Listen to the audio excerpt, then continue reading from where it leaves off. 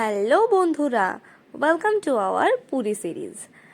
আজ আমি যাচ্ছি পুরী আমার দিদি শাশুড়ি আর আমার বরের সাথে।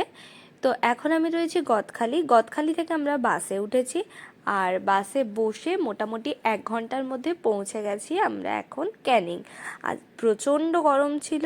ক্যানিংয়ে পৌঁছে ওখান থেকে একটা ঠান্ডা জলের বোতল আর একটা কোল্ড ড্রিঙ্কস আর 2টো চিপস নিয়ে আমার বর চলে এসেছিল। আর আমি গাড়িতে বসে বসে খুব এনজয় করে সেগুলো খাওয়া দাওয়া করে নিয়ে তারপর চলে গেছিলাম ফার্স্টে যাদবপুরে, কারণ আমার 2টো অ্যাসাইনমেন্ট জমা করা ছিল।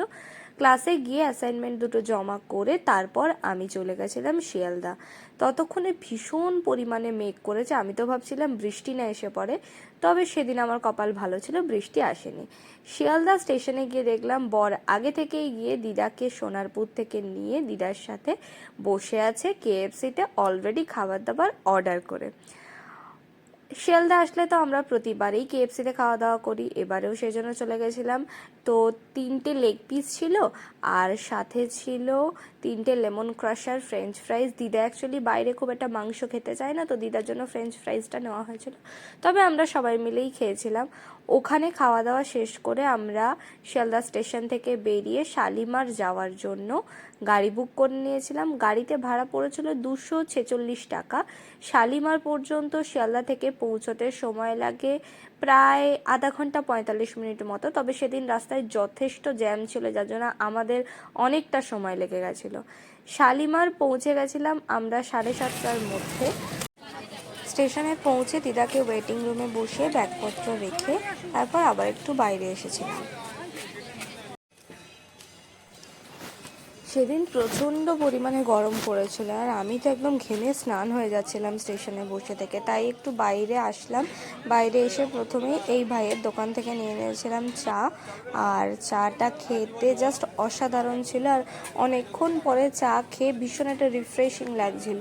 তো চা খেয়ে নিয়ে তারপরে রাত্রের জন্য 5 লিটারের একটা জলের বটল নিয়ে নিয়েছিলাম, আর নিয়ে তারপর আবার স্টেশনে চলে গেছিলাম। আর তখন আমাদের ট্রেন অলরেডি অ্যানাউন্স করে দিয়েছিল, তো আমরা সেজন্য ট্রেনের কাছে চলে গেছি। আর এই যে দেখতে পাচ্ছ, অলরেডি আমরা ট্রেনে উঠে নিজেদের সিট নিয়ে বসে পড়েছি। আমরা 3জনে, এই যে দিদা আর আমি তো একদম জানলার পাশে বসেছিলাম। জানলা থেকে বাইরেটা দেখতে আমার ভীষণ ভালো লাগে। আমাদের ট্রেন ছিল শালিমার থেকে গরিবরথ রাত 8:45-এ, তো একদম অন টাইমেই গাড়িটা ছেড়েছিল। আর তারপর পৌঁছেও গিয়েছিলাম একেবারে সঠিক সময়ে, যে টাইমটা ওদের দেওয়া ছিল 5:30 নাগাদ, তো সেটাতেই পৌঁছেছিলাম।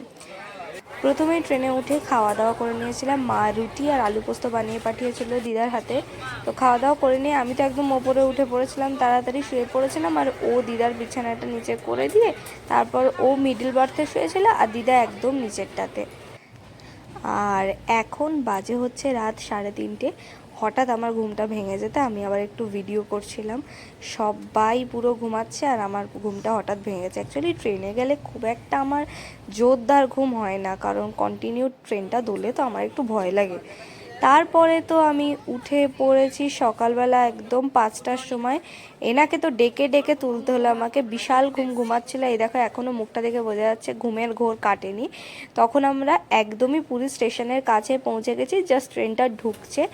তো ওই সময় সমস্ত জিনিসপত্র গুছিয়ে নিয়ে একটুখানি জানলার কাছে বসে আবার চারিদিকটা দেখছিলাম। আর ফাইনালি আমরা পৌঁছে গেছি পুরী স্টেশনে। এবার আমরা এখান থেকে যাব, আমাদের আগে থেকেই বুক করা ছিল হোটেল, পুরী হোটেল। আগের বার আমরা যখন পুরী এসেছিলাম তোমরা জানো, বেশ কিছু মাস আগেই এসেছিলাম, তো সেই সময় আমরা পুরী হোটেল বুক করতে চেয়েছিলাম, বাট সেই সময় পুরো ভর্তি ছিল বলে পুরী হোটেল আমরা পাইনি। এইবারে সেই কাঙ্ক্ষিত আশা আমার পূর্ণ হতে চলেছে। মোটামুটি 3 মাস আগে থেকেই আমি বুক করে রেখে দিয়েছি পুরী হোটেলে একটা রুম। তো পুরী হোটেলের একটা মানে ভালো দিক হলো যে ওদের একটা নিজস্ব বাস সার্ভিস থাকে, তো আমাদেরকে বলে দিয়েছিল যে এই দিকটা যাওয়ার জন্য, আর আমরা সেই দিকে গিয়ে ওদের বাসটাতে উঠে পড়েছিলাম। আর এই যে দেখো, এই যাতায়াতের রাস্তায় ওই যে আকাশে প্রচণ্ড মেঘ আর সাথে ওই যে পতাকাটা উঠছিল না, জাতীয় পতাকাটা, আমার খুব সুন্দর লাগছিল দেখতে। এত সুন্দর লাগছিল ওই জায়গাটায় দেখতে, সাথে মেঘটা আকাশে, ওই জন্য আরও বেশি সুন্দর লাগছিল। তারপর তোমরা দেখতেই পাচ্ছ এই যে উনি গিয়ে আগেই বাসে সিট ফিট রেখে দিয়েছেন, আর এই যে দাঁড়িয়েছিলেন, আমরা উঠে বাসে বসে পড়েছি। আর ওখানে বাসটা কিছুক্ষণ ওয়েট করছিল, কারণ অনেকে ছিল, সবাই আসতে তারপর বাস ছেড়েছে। তো 15-20 মিনিট মতো ওয়েট করে বাস ছাড়লো, কিন্তু মোটামুটি ওই স্টেশন থেকে 15-20 মিনিটের মধ্যেই আমরা চলে গেছিলাম আমাদের হোটেল পুরীতে। প্রথমেই হোটেলে পৌঁছে আমরা ওখান থেকে আমাদের আগে থেকে যেহেতু বুকিং ছিল, তো চেক ইন করার জন্য ওখানে গিয়ে কিছুক্ষণ কথাবার্তা বলে মোটামুটি যা থাকে রুলস রেগুলেশন সেগুলো সব ফিল করে নিয়ে আমরা চলে গেছিলাম আমাদের রুমে। আমাদের রুম ছিল ফার্স্ট ফ্লোরেই 205 নম্বর রুম। আর এই যে দেখতে পাচ্ছ, এই রুমটায় ঢুকছি আমরা। এই রুমটা তো ভীষণ সুন্দর ছিল। সোজা ঢুকে বাঁদিকে ফার্স্টে এই যে দেখছো বাঁদিকে এখানে ছিল বাথরুম একদম ঝকঝকে, দুটো বালতি, মগ, বেসিন আর একটা বড় আয়না ছিল এবং খুব পরিষ্কার পরিচ্ছন্ন। আর ঘরের মধ্যে আমরা যেহেতু ট্রিপল বেড বুক করেছিলাম, তো দুটো আলাদা আলাদা খাট ছিল। আর এই যে ঢুকে বাঁদিকে ফার্স্টে একটা আলমারি ছিল আর আয়না ছিল বড়, তার সাথে একটা টেবিল, আর তাতে ড্রয়ারের মধ্যে তুমি যদি যাবতীয় জিনিস রাখতে চাও রাখতে পারো।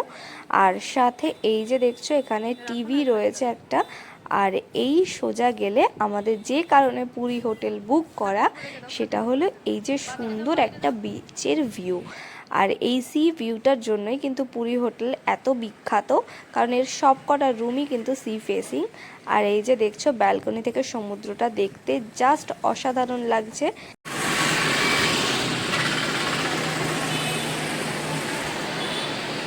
তো তোমরা দেখতেই পাচ্ছ, এই অপূর্ব ভিউ দেখে কি আর মনটাকে স্থির রাখা যায়? এক্ষুনি মনে হচ্ছে ছুটতে সমুদ্রে চলে যাই। অনেক দিন ধরেই ইচ্ছে ছিল যে পুরী হোটেলে এসে থাকবো, তার কারণ গতবারে আমরা যখন পুরী এসেছিলাম তখন হোটেলে আমরা রুম পাইনি। মোটামুটি 3-4 মাস আগে থেকেই কিন্তু হোটেল পুরোটাই বুক হয়ে থাকে। তো সেহেতু হোটেল যদি বুক করতে হয় পুরী হোটেল, তাহলে কিন্তু বেশ 3-4 মাস আগে থেকেই কেটে নেওয়াটা খুব বুদ্ধিমানের কাজ হবে।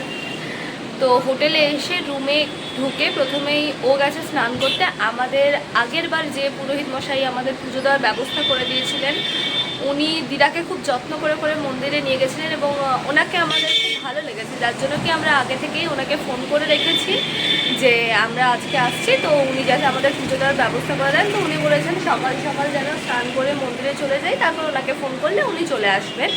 তো এখন স্নান করবো, করে নিয়ে রেডি হয়ে নিয়ে তারপর বেরোবো পুজো দেওয়ার জন্য। দেখতে থাকো, আশা করি খুব খুব ইন্টারেস্টিং হবে ব্লগটা। পুরী হোটেলে non AC sea facing triple bedded রুমের জন্য আমাদের ভাড়া পড়েছিল 2500 টাকা প্লাস জিএসটি। তোমরা যদি পুরী যেতে চাও, তবে পুরী হোটেল তোমাদের জন্য একটু ভীষণ ভালো অপশন হতে চলেছে। তো তোমরা অবশ্যই পুরী হোটেল বুক করতে পারো। এনাদের কিন্তু কোনো অনলাইন প্ল্যাটফর্ম থেকে হোটেল বুক করা যায় না। এনাদের যে মেল আইডি আমি তোমাদের অবশ্যই ভিডিও ডেসক্রিপশনে দিয়ে দেব, তো সেই মেল আইডিতে মেল করে পাঠানোর পর ওনারা সেই মেল কনফার্ম করেন। এবং তুমি যদি 2 দিনের জন্য যেতে চাও, তো 1 দিনের মতো পেমেন্ট করে, মানে মোটামুটি তোমাকে হাফ পেমেন্ট করে কিন্তু মেল কনফার্ম করতে হয় যে তোমার রুম বুক হয়ে যাবে, কোনো অসুবিধা নেই। আর এনাদের সার্ভিস প্রচণ্ড ভালো। তো পুরী হোটেলে তোমরা অবশ্যই থাকতে পারো যদি সমুদ্রকে খুব কাছ থেকে দেখতে চাও। ব্লগটা কেমন লাগলো জানিও, চ্যানেলটাকে সাবস্ক্রাইব করে অবশ্যই পাশে থেকো। Thank you.